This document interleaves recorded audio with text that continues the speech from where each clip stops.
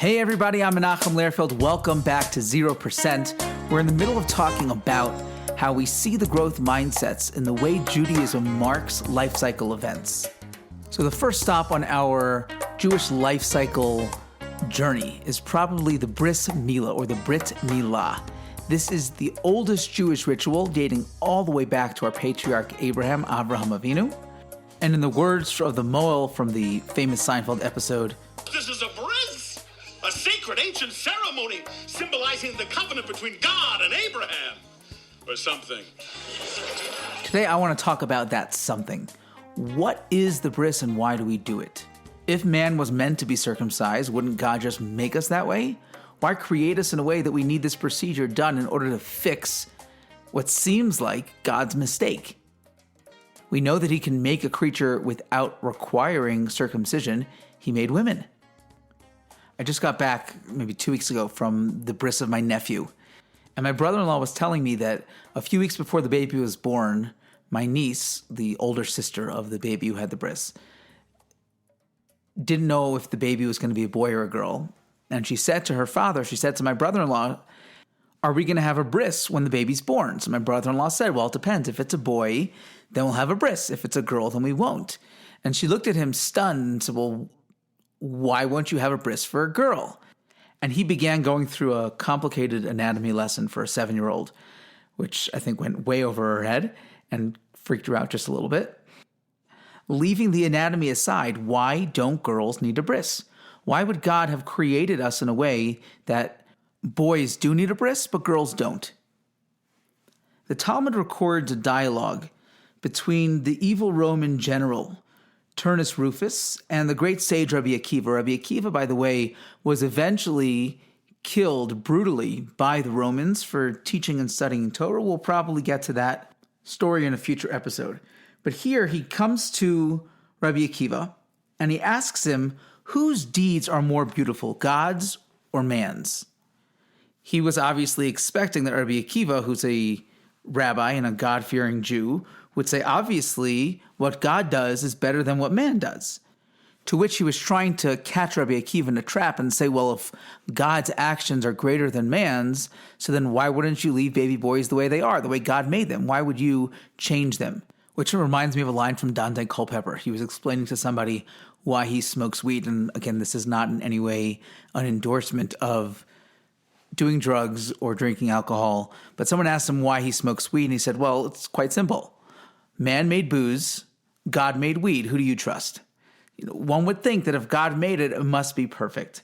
So the evil Roman general asked Rabbi Akiva, whose deeds are better, whose deeds are more beautiful, God's or man's? Rabbi Akiva obviously understood where Turnus Rufus was going with this. And in response, he brought him bread, like rolls of bread, and he brought him some stalks of wheat. And he said to him, the stalks of wheat are the work of God, but these baked rolls, this bread, this is the work of people. Aren't the rolls better than the wheat? As if to say, well, obviously God made the wheat, but God didn't make the wheat for us to eat plain wheat. He made the wheat, but he also gave us the intellect and the ability to take that wheat and transform it into delicious bread.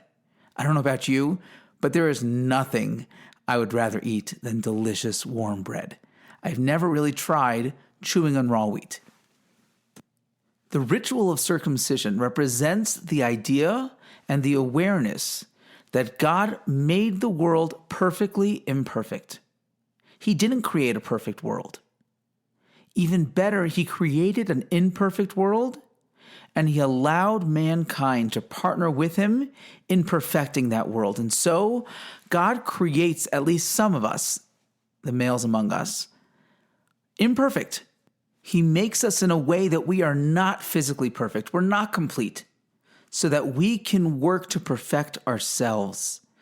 We work to perfect our physical bodies that are created imperfect, but on a deeper level, we work to perfect ourselves. We don't strive to leave this world the way we came in. We were created imperfect in an imperfect world, and our job is to work hard to perfect ourselves and to perfect the world and make it a better place. We do believe that women who are given the ability to create life themselves are more in God's image than men are, and because they are on a higher spiritual level, they come into the world more physically perfect, just like they are more spiritually perfect as well. But the concept of the Bris Millah, the concept of working and striving to perfect ourselves, is true both with men and women. All of us are created in a way that we are perfectly imperfect, so that we can work and strive to perfect ourselves. Throughout the entire creation dialogue, every step of the way, every day of creation, the verse says, Vayar Elokim ki tov, and God saw that it was good, which is really strange. Like, what's going on? Is God, patting himself on the back and saying, ooh, I had a great day at work today. Look, I did a great job.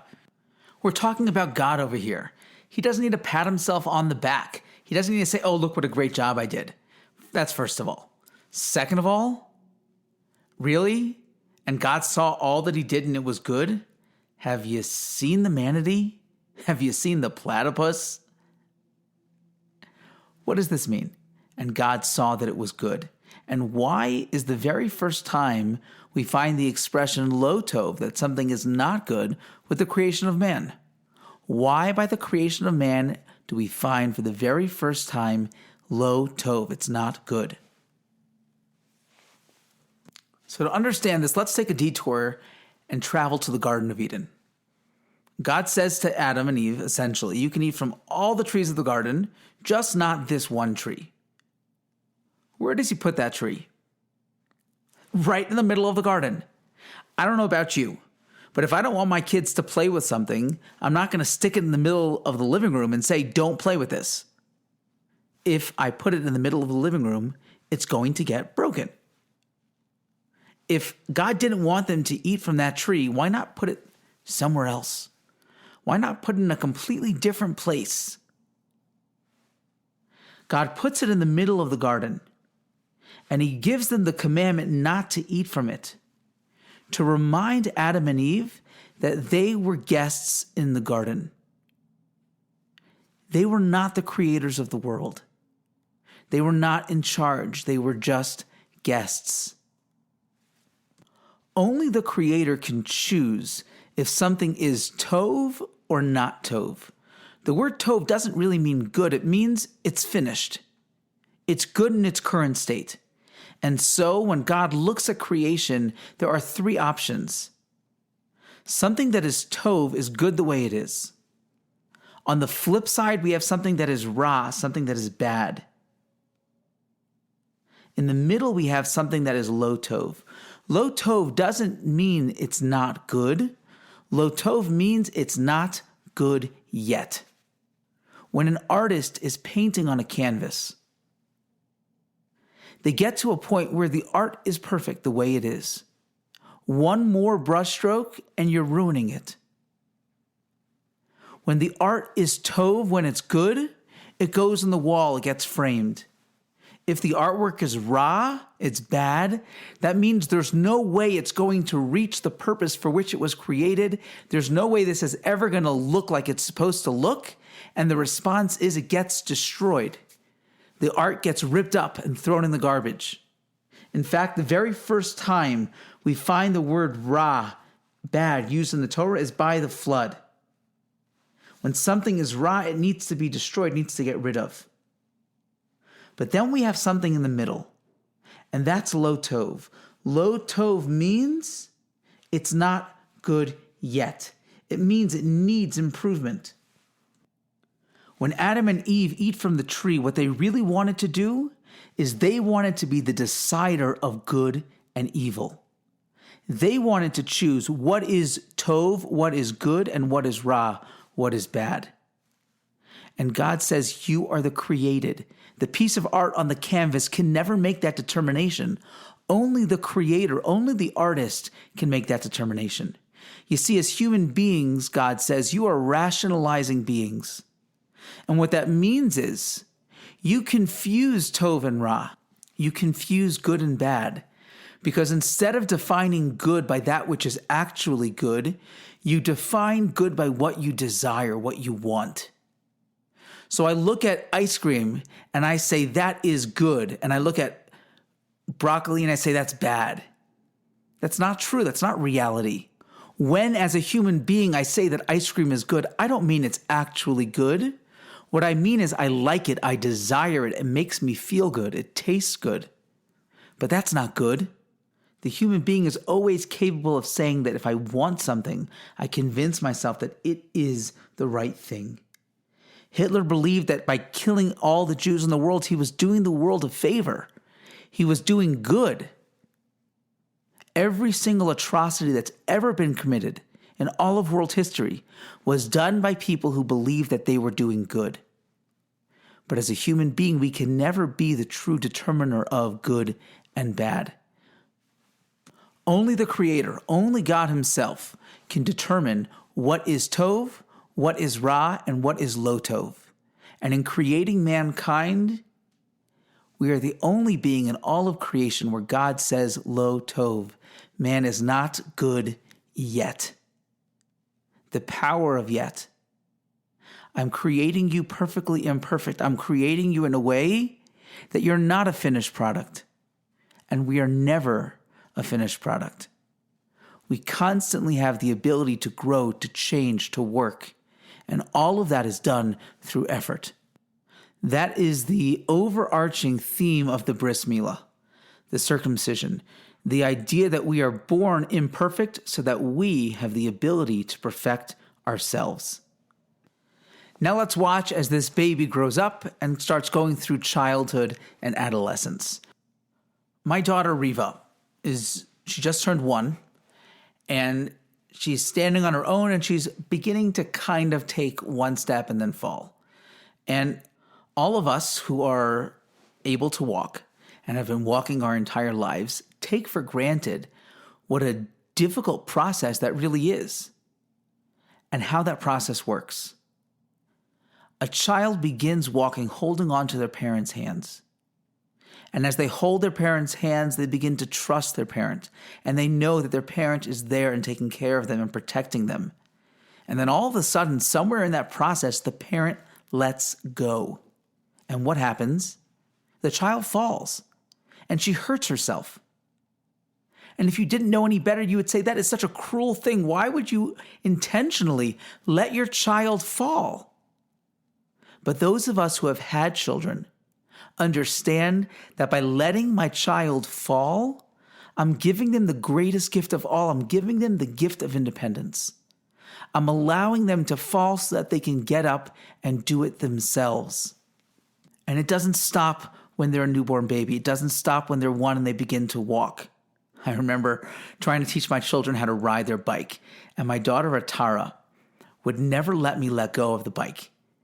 I would hold on to the back, I would run behind her, and then the entire time as she's pedaling, she says, "Don't let go. You're not going to let go, right? You're not going to let go. And honestly, it's a very difficult thing to let go. But if you don't let go, they never learn how to ride.